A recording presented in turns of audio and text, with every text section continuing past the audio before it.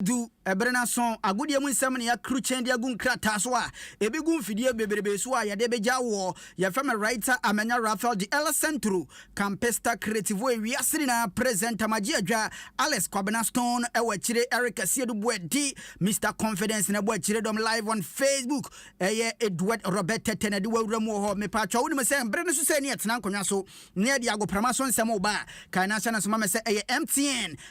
semen kan cho so be download my MTN application on Play Store, Apple App Store. What the better data? Easiest way we be use Momo na dia tuaka browse bi so talk credit. Momo transactions are running na what the mobile application on MTN app no ene ya ma bibiara ko ye dia ma na nwumere Kingdom Herbal Center fo aka na mede wo kodia. Omo di nuro baako be se miensa na ba bodwuma papa unso mo Kingdom garlic bitters na afen so capsules na mo so New Kingdom ginseng power capsules no enso mo so na afen so tremendous capsules no enso bodwuma pa enuro miensa we de obenya bia poke kra yare no de afri widie mu anya de ekọ asamba bio amponsa efa pharmaceuticals womo so de F pack na afen so BS tablet na nwumere womo de pia pa me de dwumade no enso atime de abrewo na DBS fo agache de eni hu kwankra se de bia bai san bo nkyiremu because womo na dwuma no mo ye no de din DBS na de nkanche aba womo no nkanche ni gina na so wunya no mo be kru da na so de mawa womo nya okapre ba ewachire enti DBS afo akache ne de ensa niam ekoso ye papa enso ho etiboro mu na no mu nisa oso enche ye do number enso betu dwade ama na afenso wo hu mu dwumadi a womo nso edie ewachire DBS afo no na bibiara akoso ye join live on Facebook Adom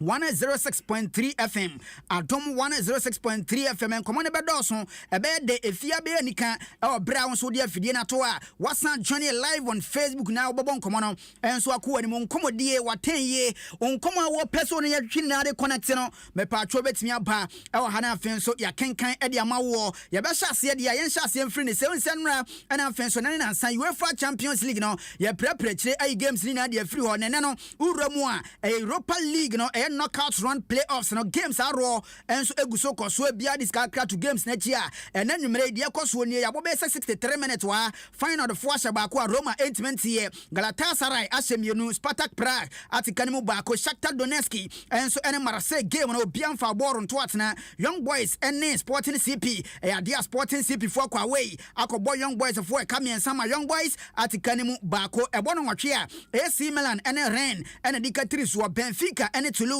Lens ene Freiburg na afenso SC Braga womone Karabakh FK enso game no ebetimi aba so me pa cho Europa Conference League no so knockout round playoffs no so ekoso a eno so yabo be 64 minutes ewachire dia pass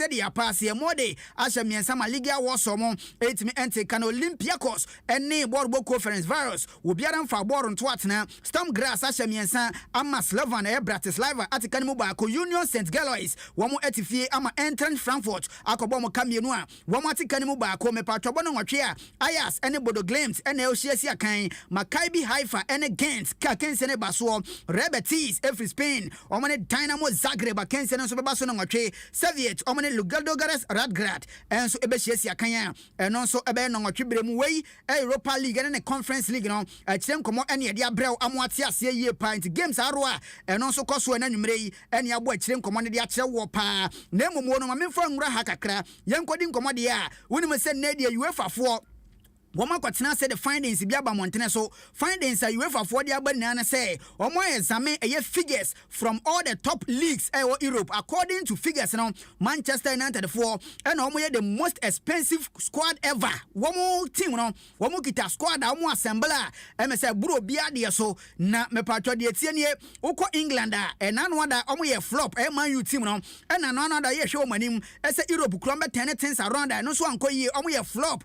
Europe nso na odan wani edura ensem a eba ni mu de a who is based on the findings now UEFA for the two that say the top 20 clubs with the most expensive squad now and some Man U for and I just rock can so join live on Facebook obe won say na ho hye na so esitie Man U for squad de kita mu prempren Eric ten Hag edo mani mo de bo adwuma no ewie 1.21 billion pounds calculation no including massive fees such as 85.5 million pounds o mo de kofa Anthony edene bae na no other crowd with 80 million pounds and go for defender Harry Maguire and so and by 2019 akwai the most expensive defender what me about no and now 73 million pounds and I'm spending an another and go for Jadon Sancho and so by 2021 almost spending 60 million pounds and go for Casemiro and if Real Madrid for 2022 and by however calculation and 2023 a financial year anymore ne sales want no players bit say Andre Onana we goalkeeper ono de yamfana nka ho 47 million pounds and I'm go for ne buy but ono de na reflective Messi Mount 60 million pounds no buy Rasmus Holland and so buy 72 million pounds and I'm go for mo de mo buy some players me san way wo mo de enya de a wo mo amount no reflect here on the top list na and also atimi aba no me pato yenhwe top 10 no board boku a omo abrochire na ho wawe ene squad a omo de bo no e wona nimu pa Manchester United for ene di kan se na maka kire wo no omo na di kan 1.21 billion pounds ene omo squad no ne bo Manchester City for to sumienu 1.1 billion pounds ene omo so de no omo de to sumienu Chelsea for e to sumiensa 927 million pounds omo de third ho fourth eye board boku ba ko a wono so agene ho ntanan pa e wo ho wono so de no 882 million pounds nemu no Paris Saint-Germain for etosunu mu a won so 802 million pounds Liverpool etosun sia 774 million pounds and after Arsenal 761 million pounds Juventus for tosun watwe 658 million pounds and after Tottenham Hotspur etosun kron 570 million pounds Inter Milan etosun edua 504 million pounds into top 10 board boku a won so mo wawe o squad no emese ebo no wosoro pa 84 and etosun 9 just 882 million pounds almost shower Chelsea for our 3 and a Man City for and so our second Man U and Eddie Kanya almost squad no and what dream brutal ya kan so 7 dia chel me patcho na numere breaking news a eba enie Kylian Mbappe aka kire Paris Saint-Germain for say enya de obetimi atena Paris ho abo game ne abo chena etu ono de July summer en say ne contract ne be ko na wie ya ne sa eba ne sa pa obu na ketemu akoba be fufura opeso okọ all the times SM penifo agree ansa na departure na baso no penifo guso dwene ho wakire ye chese ye Paris Saint-Germain penifo no omo nya omo adwene so beso mu ja brand ne mane ko it terms and conditions no omo nya ntia ase fully afei no omo table ho a omo guso deliberations Brent way kwa chire no why ne be replacement e dia momo pa me pa cho Paris Saint-Germain mpanifuo enso eguso a negotiation eguso koso se sa kwa we kwa we sebofo hena bio ene betimi be se sha no e dia ma Paris Saint-Germain board boku no but assistance the ebanie ye betimi aka cho se almost over between Paris Saint-Germain and afenso Kylian Mbappe omumienu no ya dia both parties omu betimi atete wo bra July ye sisama ne mu dia brand no enso betimi abu na ketema ko ba befofro na on the part of Real Madrid no report ba ko eto dwana numere ne say Madrid for ascend the contract proposal e dia koma Kylian Mbappe ene ne camp almost hwemu pa salary a Madrid for propose so mo de ma kro no en say from papa unim say nan wada 2022 omo yasin kompe Kylian Mbappe e mo ye omo ko no fe ko no wanko sa time no contract omo de man no na emu do pa enchini wom anwanso wom this time around no yes contract omo present dia ma Kylian Mbappe and na fenso ne entourage no ene dia form kakra because aswodenfo ebe banti aswoden by 2022 want me amade a this time around almost yan krokro bia contract no wo Kylian Mbappe wo beso mu asom unsom so a kire ma yensen me pa contract proposal nan so yes a sound of form kra as compared to Paris Saint-Germain and so offer omo person we dem a brand fan Kylian Mbappe intakwa no ensen komodidie and so e wa kira eguso koso a ye hwe se e bia wo jai Paris Saint-Germain dia na Madrid for proposal omo de bai obesom akwa na so onko a kire nkomo ene dia bre wo no na me pacho one coach this time around eja teneto pa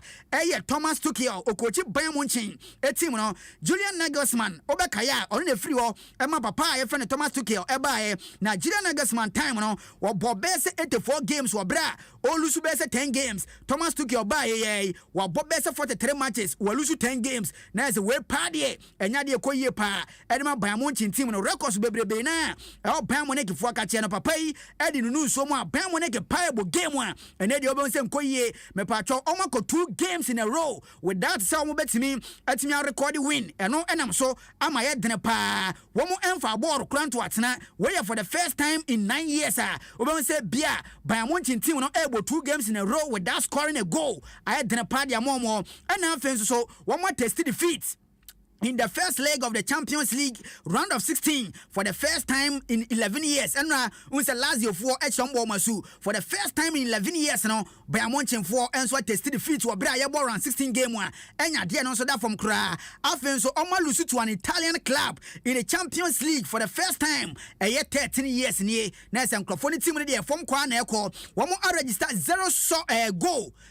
goal in 180 minutes. Na say no 2 games in a row. Now omuntimi more short and from got na dey where for the first time in their history some go 2 games wontimi fa ball run to atna enya Bayern Munich team no afen so 0 shot on target and omatimi aye UEFA Champions League mu for the first time since 2018-19 Bramley Liverpool boy am boy 0-0 na dey papa we at the record no and so abenu so me pacho Crystal Palace for catch manager Roy Hodgson what is 76 years papa we won say enawie and am command by say na senka oko face media no na afen so pre-match conference won say joda bay go the same park common Everton and Asia kan ba press conference na ntimi amaso mpanifo kire say o ma cancel press conference because papa no during the training grounds of broad team no training no and so oyare ye mo rashe ne call hospital to Roy Hodgson akopiem ewa yarsabia recently Roy Hodgson ono ankasa no unim so under fire pa ne dwumadi a odi ne nkoye the last 15 games in all competitions no wa wini baako mienu pe we che se enkoye enanwumre yi report wa efri hospital ho ba ne se Roy Hodgson an kraksa agia tumu se obe step down nya de adwuma no obetimi aye edi akona ne mu bie wa me pa atwo de na machire ba no enkomo ne de aya na doso pa but yenwuram ofie na afen so kakra ba no yemfa mrew ne ahwe se ne nhye so esi etie Kofi Parliament edi abase Adom Sports page 2 loud and clear aguna Bobby Kuma writer Jiu 2 majewa ha afen so Eugene Ansan edi abase writer I'm proud of you listening to you live ewa kuapem eno no so edi abama hu se adoboaten enso edi bia ba ena afen so bebrebe na enegusu a eroro me ba ya bekinkan edi ama na afen so yakoye nim unim se uram FIFA rankings ni mu a February enkrofo ne the ranking na ba na de tie ne the Black Stars of Ghana ye Cote d'Ivoire akobo AFCON na ye kwose ye to no me pacho ya tia ba fom papa they say there ya drop it about 67 globally na is nyansa nketu akura 14th in Africa which means ye Cote d'Ivoire no account FIFA rankings na so pa bra ye koye na so ye nya be se 2 points ye nso ye de ba fie me pacho de tie ne uroro mu ko akira When say clubs in the door na teams in the door na omo bo adwuma no de tie ne FIFA ranking ne so no uramu Africa ha Morocco for na just ro na kantan so a wo mo da number 1 ukọ wiase ni na wo mo 12th position Senegal for etoso mienu a 17th aye wiase ni na Nigeria for a wo mo so echembo bere call final no wo mo ba 3rd e bere wiase ni na wo mo so 28th Egypt for etoso 9 wiase ni na 36 eno mo toso la Cote d'Ivoire for no a wo mo ye wonders team gi ade no woman so Africa hanom when so about 5th position and we are seeing na omoto so 39th Tunisia for at 6 Africa oko the world we are seeing na so omoto so 41st and now so Algeria at so 7th omo 43rd the whole world Mali for and so acham bobre power bra woman so omo Africa hanom woman 8th and now so we are seeing na no 47th for and say koye pa Cameroon for at so nkron Africa we are seeing na 51st and omo South Africa for etoso edu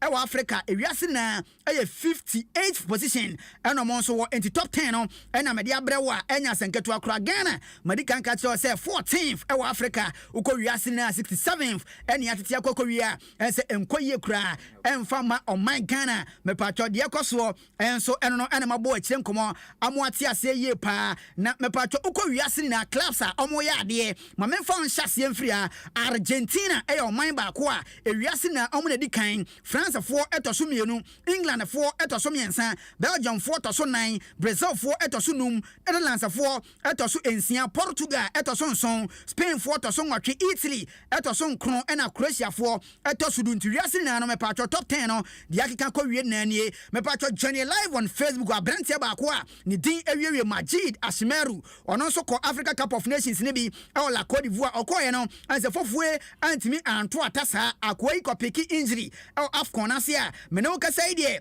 eba na say obeye fit in 3 or 2 weeks time na afenso watimi agyan na so de ma underlet board boku no or midfield aside said ye so recover kakra ni pra ko pra no join live on Facebook a empesa man Majid Asimeru ono ko gina fifino kakra danda na ho cheche pass no edema other players na mo aka na me pacho na die akwai enso recover o join live on Facebook and hon komo ene no so etwa gu e wacha ye de ebra wo no na ye monwura mu ha woni se urura mu a de ba na se unsa Ghana ha no enkrofo bebre believe say the Black Stars no aye cash cow unsa Black Stars no ekọ tournament a onya de enso still near pompisika e di room na no ada ye se ekọ afcon near budget be say 8 million ene e kire this time around no enkrofo nia bre pie demo akra ha almost and kokuma se anya samketoa me pato Minister of Employment and Affairs Labor Relations ye van Ignatius Bafuwa wono kadia to say wono de ogidi pass Black Stars a problem no aya simple enyo problem bebrebe a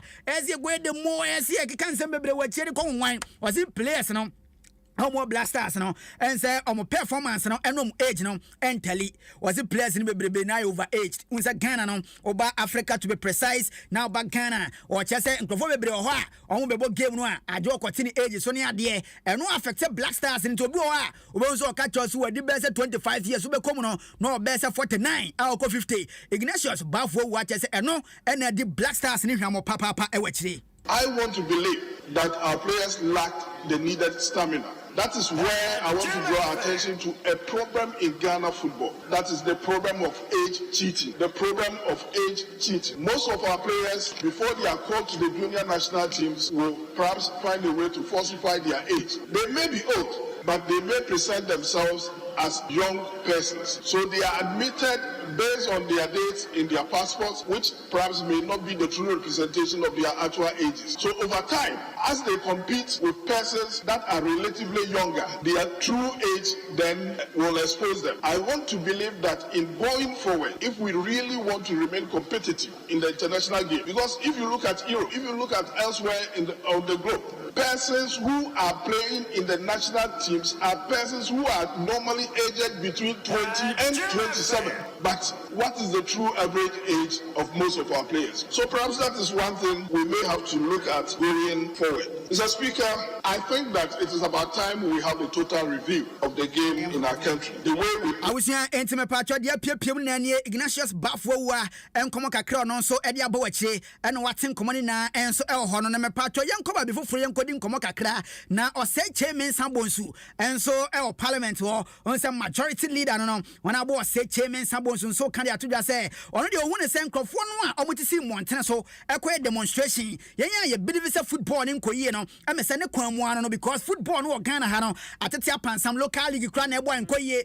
Black Stars na ebo nkoyie na emumu no save Ghana football enkrofo mu die anim koye demo ne enkrofo mu koye no wo mu na omo parliament na so support so ento omo behwe no ma address ade no because the Ghana football kono wo mu parliament wo mu afom na ensi fom a ade ne beje agu,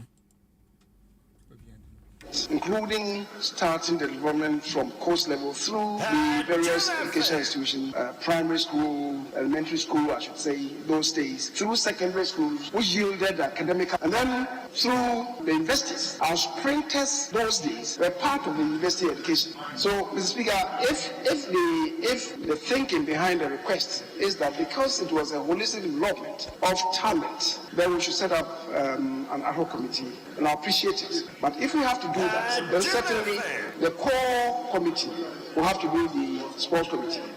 and then because that has a remit, and then we can add maybe the leadership of one or two of the relevant committees. Well, you know, I've led an the Tiaka enso ewe na we honorable ose chairman Sabonsu ko parliamentar majority leader enso na former sports minister Mahama Ayarga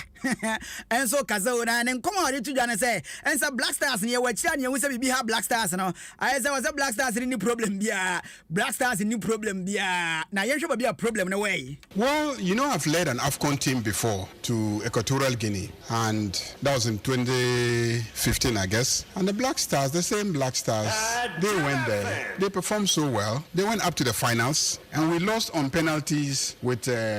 Ivory Coast. What I can tell you is that there's absolutely nothing wrong with the boys. Absolutely nothing wrong with the boys. Anybody who tells that there's a problem with the boys, person doesn't understand the boys, and they don't understand the team, and they don't understand the context in which they perform. The problem has to be one, the coach. The problem has to be one, the technical team, and the problem has to be management. Those are the real problems. Any given day, when you fix these three issues well, the boys will perform as good as any team on this continent and any team on this planet. When I went to the ministry, I sat with them, and then I realized that one, the coach was a problem. Two, the technical team was a problem. Three, management was a problem. When you get a good coach, that good coach can deal with some of the management issues. What are the management issues? All these allegations that people are interfering in the choice of footballers to play, people are lobbying and directing the coach and etc. If you have a coach worth his salt, nobody in the FA will be able to influence him as to the choice of players. You know, so this sports minister ni bida it will be a problem. No, was team ranka sense one the team ni problem bia. When say technical handlers no issues. Samson and Penifom di anymore no, and so problem kakra ever form ho. Na kwam here plus. Unzo no a help life artist on ya no political song no. Also they are to just say as a to kreku na problem no problem ni bia e o to kreku abobo no. Football na winimbo Ghana Black Stars no enye players na fair from no omukra dia ye lucky no omoba GFA na osi yeguno problem no GFA enti no so omukọ demonstration be support demonstration no that demonstration be ko bi the bia from da babayara Jemfi Agrenfin omobo be sin the bia pam coach Black Stars na etie enti na Sule Muntare go bi asumu no na Ghana for nti ase na so we no kan hwe Ghana won abedia aban ta e chire bia won sa wuti e chire na wo hwa what's some kind of different no players no mudra ball say goalkeeper ball kwa bontin ball na ya bowu kwa bontin keeper some of them say beka onu kwa we gba no jump no mu we gba like we gba no jump GF for you ni na we do quick keeper aba obi player te third division e wo nso bia no na kofa ba so che blaster by force obi player also beka ho by force GF no also mu no na at the same time no omo ya de na ka so football de aban to membem so ko bobo am diska aban ho ball o sa aban crack FIFA no FIFA na nkasa on fa na ho Ghana football problem a room e ye GFA ti ye ko demonstration against one yin na be ko bi sa GFA no so mu guru we are Kwame Plus and so now there be a problem now and so e dia banama me hu comment na live on Facebook ya be kenkan e dia ma hu say senyo e ye God's way e dia basa Adom Sports #1 watching live from East Legon e Adrenga no was say you need to start fresh for Black Stars and Ghana football. Okay, I see starting for Adom Boatin say good talk and Kujo e Haji or say your friend Kujo Haji waiting for you live reading good job. Okay, and I mean Amokondo SBA really enjoying your presentation inside Amasam Asamanka say yes writer I feel you and Kasa Amos Day was a writer you too me Adamo papa comment and right back in kan Kasawani or say Alaja Kambi is suffer from Stockholm syndrome and then the unknown so de abusia yantimram brene de akwa na eko enchane sorry akabese simamiru na emumo the Black Princesses of Ghana and come on ha sa enso the Black Queens enso come on ha yan hwede fa man de ne kakra ngom na afi enso yanko Black Queens of Ghana omo coach Nora Hotel mami we na bae no we na adwene so bebo beating dia kwana ni mo ye adwuma pa Black Queens ni mu pa wa name squad a woni say upcoming Olympics 2024 qualifiers no ya ne Zambia fo na bebo mami ne squad na aba montene so into the likes of Philomena Abaka, Grace Achampon, Anastasia Achen, Susan Amadia, Victoria Antwi Ajay, Grace Asantua, Gifty Asefua, Frida Aisi, Evelyn Badu, Doris Boadua, Portia Boache, Azuma Bugri, Jennifer Kujo, Janet Ejri, Linda Eshen Muna, Edini Awa squad nim, Sansona Makati, and Alfonso Mafia Nyame, Stella Nyameche, Jacqueline Owusu, and Alfonso Safia to Salifu, Sharifa to Smiler, Baba Wani, Dindi Yakubu, Yafri Daos, and a comfort Yabua Muna, Edi Apia Pimua, Yabecha Bobre Ghana, Ebe facing Zambia in a double header encounter for a sport in a double header game with the first leg set to happen on the 23rd of February 2023. Our Accra Sports Stadium game no na senke todwa Kumasi Babayara Stadium but in 24 ayi Ediaba just say Accra Sports Stadium omo just say ho any ebebo no a me pacho de tie kakra enso eno no aya kan so nsem no e de akire wo pa enso e wachire na abusua de tie nie the 13th Africa Games no enso ebekoso na the Botema Sports Complex no the newly constructed multi-purpose sports facility in 24 at the barely a month and it has commence at the end of the 13th All African Games na at the end on the 8th of March 2024. Ekopem ne 23rd so and as I say Jumadi no enso beba so a Ghana ye de ho ebewura mu obie Samson Dean outlining enema ene enkomo kakra e Jumadi na se a wo se todin a eno nso ene nema ebepie e wase entie ne kakra na afenso ye nya ne enko it's Boa Magana for the donor to the Coco Share, Fishi, Botema, no, transport, a bino, Mabua, Ami and Saka, 332 vehicles, 332 vehicles, no, your Lampusa room, there were a saloon car, a car in Kitway, there were a van, the funny money do, there were a year now for the school back and a mini back on the view. That is going down, Edia Suponoso, I did a bois, Amagana for, to me, a Tuanamoa, a bebois. Family amede asudai 8th of March at the Copem 23rd of March no ye be koso on kan ha no 332 cars ye de beba even 1990 ye ko bia yi ye 90 ye ko bia yi mu a na de na de meka and say traffic control beba ye de ya traffic beba kum kakra isan say ye hwen na ye su no e wasoro mutumi e de kan e ye aduma mutumi move tente ma na se Ghana ko na ti ye se de na ye ti kwan ye beboa ye discipline ye yankasa da ne police for yankasa traffic controller yankasa guide you say I had the member now for here ubeyama agudi na koso Ghana ha no enwi pepeyo ama Ghana for mu say emeri ba ebosu ni betimi da wato so nwotwe traffic lebe krum ha nyina no na ye mwa ye nyina ye be boa ama the organization of the African Games no I for. All right, Tenti, I wish you Samson Dean and I'll tell and come on Kakran sorry by African Games in 13th edition because what Ghana Accra 2023 a Boteman and Samson Dean the president of the National Paralympic Committee one at the ball as the president for the African Paralympic Committee what then come up be now so anyway Edia Ba and come on any Humboaka Kra Yanso ye boy home Ediako Games in Mo and what the Ba I wish you my men come from two and say Drew Babia now walk from Kakra energy beko form usika sem kakra enso e form ba na nyema bebrebe se data ne airtime a eduru ba bia na wa hoden e form kakra ope data e dia browser kakra we internet na so a unya bi ope airtime da e ko nso a na ye boache bi din eno nti na MTN for e de extra time aba extra time o mo de aba yi o mo ma in advance e ye data e na afen so airtime wo bra wa shorty wo bra woni credit wo bra woni bundle no wo mo na ma obie na afen so wo de aye call na de browse na me pa cho de obe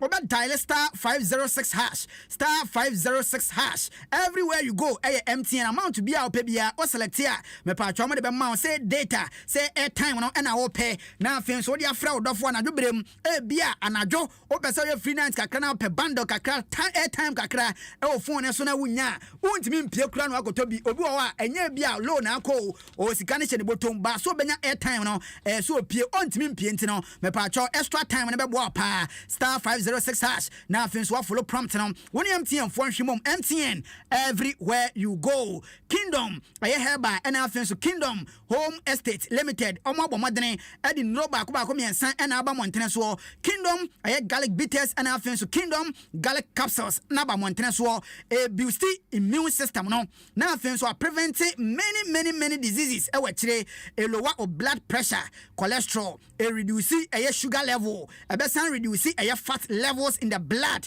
it me pacho die tienie Kingdom garlic bitters ene ne capsules no ene ebo adwuma e nipadua nim unya bi na bobo a se de ye blood pressure cholesterol ene de aka wa kire bia me pa cho fat level ni na no etuase e kwa ensan emma bio New Kingdom ginseng power capsules no enso e mema na pedia they are recommended for sexual weakness e bia sisi ya menstrual stress mental stress and afins produce energy na aboa na release semen no ama wabo adwuma no ebema extra power ukosie ni mu bebo adwuma ama ba no ama mo apiafo a New Kingdom ginseng power capsules na ena ebo adwuma de ama wa ensa shine enso ehia do ofia o de bebo adwuma papa tremendous capsules no enso bebo adwuma wa kire effective for the treatment of white gono ewa mamu candidiasis etuase bad odor nina etuase me patcho for bulk purchases contact Kingdom Herbal Center for no Okanshi drug lane afin so ubetimi anya enua mekan bi the leading pharmacies Ghana ha ba bia bewura bia Kingdom garlic and bitters capsules no me patcho ubenya bi na wakotu e dia kofrem penifo 024 0275 804 064 the number ni bio 0275 804 064 and that's 0302 938 153 abusia unya nroni bia etutu yare bia se a ekwa ensan emma bio medikan akan DBS for akache no makanfo de ama say womo no awiemrei womo na intensive research a womo ba womo de kanchen papa ba womo de colorlink plastic no atimi aba montene so a mepacho boa na fence dream house no o complete in style experience the amazing touch of colorlink plastic no boa papa mepacho womo be kru udan so de mawa free womo nya okapreba afenso so womo ma hooping 20-year fading warranty on be bot time so the man na afenso fedia me pa cho mo se bra be ka kire mo na bra be ji usika because mo kan chen no wo be boss so ma na kan so a na afenso mo fira kire ba na be dan ni mo a 100 years 30 years 200 years na en kan chen no eguso e wo time so a enya dia e fadi eti amount 20-year fading warranty enso e wa kire frem penifo wo no ni so e wo sa lines we so 0543 286-637 anase bia obeversity yen office Kumase Tamale ene takrade a 050-642-42 Kumase 050-641-41 DBS Industries Roofing Experts eno makachi a okwa ense biara e de din obra omoman kanche no ode bodan so a ekoyie pa enso e de man Richmond nyakon mahu se onso ode na ba oso pe booking code this time de ni braba o we so de abraze the friend Kora huhunya eno no so e de aba se right one ena de buy abusuan ebrini copy and shine osi ye bawura mu ohen ye ko high life fiesta abrewanana ho ne ye ko fa de aba high life fiesta obetwa na se ne ene na nkasa ne ye nyanko ba bia ye na ye betwa na se e ha ye betwa na se okay, Papa Maestro, and so the host of the Ultimate Sports Morning Show. Papa Maestro, and then our young worship Papa Maestro, Bajumapa on a Sampa 94.7 FM. Happy birthday, come on, Papa Maestro, the Papa of all papas, and a Papa Maestro on a Sampa 94.7 FM. On the host of the Ultimate Sports Morning Show. Abusia, I happen at the Chilamabesia in Kunya, your family writer, Amenya Raphael, the El Centro Campus Creative. If you are sitting our present 10 years as a confidence with judge the one. Yes, and a war for pa any NSA boss as on camera. I was here, Edward Robert Tete, and I don't call live on Facebook. Nemo Mono Shine, and so I had Yaka watch ye the free Abrewana Eba Edoso part. See where mommy shortly nothing so young fan to so massa. Watch now, you best send page 1, page 2 about Wakwamo. Pedro, come here, son, and say, who ya Pedrianu? Ama, me say, Kingdom garlic bitters and capsules no me. Just a man tea and a pampai, menu to soma, and an answer say, Obersori na me na ho. Ayana me kwa jogging, a huadina bidra, mitimin nante a fru sania, minty brave.